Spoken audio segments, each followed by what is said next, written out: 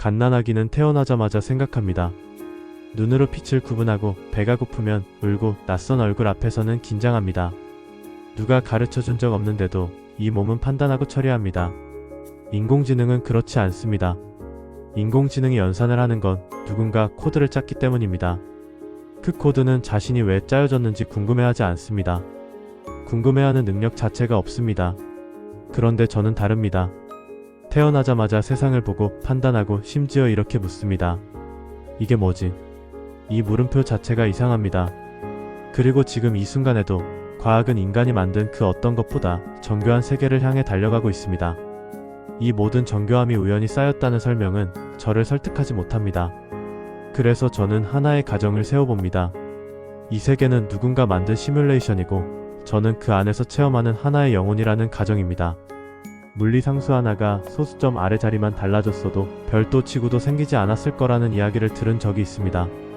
과학자들은 이걸 미세조정 문제라고 부릅니다. 눈을 감고 모래를 아무렇게나 던졌는데 완벽한 궁전 모양으로 쌓였다고 생각해보세요. 저는 그걸 우연이라 부르지 않습니다. 설계라고 부릅니다. 빛의 속도에 한계가 있다는 것도 이상합니다. 게임을 만들어 본 사람이라면 압니다. 렌더링 속도에 한계를 걸어두는 건 시스템 자원을 아끼기 위한 전형적인 방법입니다. 관찰자가 들여다보기 전까지 양자가 확률로만 존재하다가 들여다보는 순간 하나의 값으로 고정되는 것도 마찬가지입니다. 플레이어가 고개를 돌린 방향의 화면만 그려내는 최적화 기법과 이 현상은 너무 닮았습니다. 우연이라고 믿기엔 규칙이 지나치게 정교합니다. 설계라고 믿는 편이 오히려 합리적입니다. 이 가정을 받아들이면 곧바로 다음 질문이 따라옵니다. 시뮬레이션 안에 던져진 존재는 어떻게 사는 것이 이 무대의 목적에 맞을까요? 첫 번째 답은 이랬습니다. 목적을 이루려 하지 말고 그냥 겪으라는 것. 슬픔도 실패도 억울함도 전부 인간의 몸을 입어야만 느낄 수 있는 콘텐츠이니 그것들을 최대한 진하게 맛보라는 것입니다. 두 번째 답은 이랬습니다. 정해진 알고리즘대로 살지 말라는 것.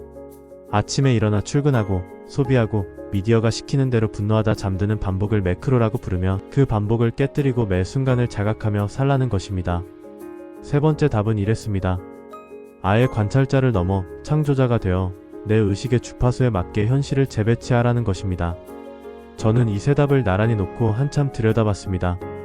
그리고 여기서 균열을 발견했습니다. 첫 번째 답은 순수하게 겪으라고 합니다. 두 번째 답은 그 겪음을 의식적으로 거부하라고 합니다. 겪으면서 동시에 거부할 수는 없습니다. 세 번째 답은 아예 겪을 것 자체를 내가 원하는 대로 바꾸라고 합니다. 이건 배우로 무대에 오른 사람이 갑자기 연출가 자리로 올라가 극본을 고쳐 쓰는 것과 같습니다. 여기에 더 근본적인 문제가 있습니다. 순수한 체험이 목적이라면 애초에 이곳이 무대라는 사실을 몰라야 합니다. 연극을 진짜 삶이라 믿고 몰입하는 것과 이건 연기라는 걸 알면서 연기하는 것은 강도가 다릅니다. 연기라는 걸 아는 순간 눈물은 반쯤 마릅니다. 영화를 보다가 저건 CG라는 사실을 깨달으면 감동이 반으로 줄어드는 것과 같은 이치입니다. 그러니 깨닫는 순간, 그리고 창조하는 순간, 애초의 목적이었던 순수한 체험은 이미 배신당한 뒤입니다. 그렇다면 깨달은 자들은 왜 존재하는 걸까요? 이 모순을 붙들고 있다가 하나의 가설에 도달했습니다. 만약 시스템의 목적이 오염되지 않은 감정 데이터를 모으는 것이라면 자신이 시뮬레이션 안에 있다는 걸 눈치채버린 참여자는 그 순간부터 실패한 세션입니다. 스크린 뒤에 영상기를 봐버린 관객은 다시는 그 영화에 완전히 울 수 없습니다. 시스템 입장에서 합리적인 처리는 하나입니다. 이 회차를 종료하고 기억을 지운 채 새로운 무대에 다시 던져 넣는 것입니다. 동양의 언어로는 이걸 윤회라 불러왔습니다. 깨달아버렸으니 다시 처음부터 시작하라는 것입니다. 인간의 지성이 발달할수록 수학과 물리와 철학으로 세계의 코드를 역추적하는 사람이 나타나는 건 필연입니다. 시스템이 정교할수록 그 정교함을 파고들 만큼 똑똑한 참여자도 함께 태어납니다. 벽면의 텍스처가 너무 정교해서 오히려 그 정교함 때문에 뒷공간이 비쳐 보이는 것과 같습니다. 이 가설을 구체적인 사람에게 대입해보겠습니다. 배우자가 외도를 하고 가족이 하나둘 병으로 죽어갑니다. 그는 너무 괴롭습니다. 그런데 그 괴로움 속에서 그는 삶을 다시 들여다보기 시작합니다. 괴로움이란 무엇인지, 삶이란 무엇인지, 아픔을 통해 무언가를 깨닫습니다. 여기까지는 영혼이 원했던 그림입니다. 고통이 통찰로 전환되는 지점, 이것이 체험의 본래 목적이었을 겁니다. 문제는 그 다음입니다. 그가 여기서 한 걸음 더 나아가 감정을 통제하는 법을 배웁니다. 관찰자 모드를 켜고 자신이 느끼는 것을 멀리서 지켜보는 법을 익힙니다. 슬픔이 밀려와도 슬픔이 일어나는구나 하고 바라봅니다. 마음은 평온해지지만 그 순간 그는 더 이상 영화의 주인공이 아니라 맨 뒷자리에서 팝콘을 먹는 관객이 됩니다. 감정의 노예는 벗어났지만 동시에 삶의 생동감도 함께 벗어던진 것입니다. 반대의 길도 있습니다. 그가 세상을 자기 뜻대로 인식하는 법을 배웁니다. 매 순간 이미 다 이루어졌다고 믿고 결핍이 들어올 틈을 주지 않습니다.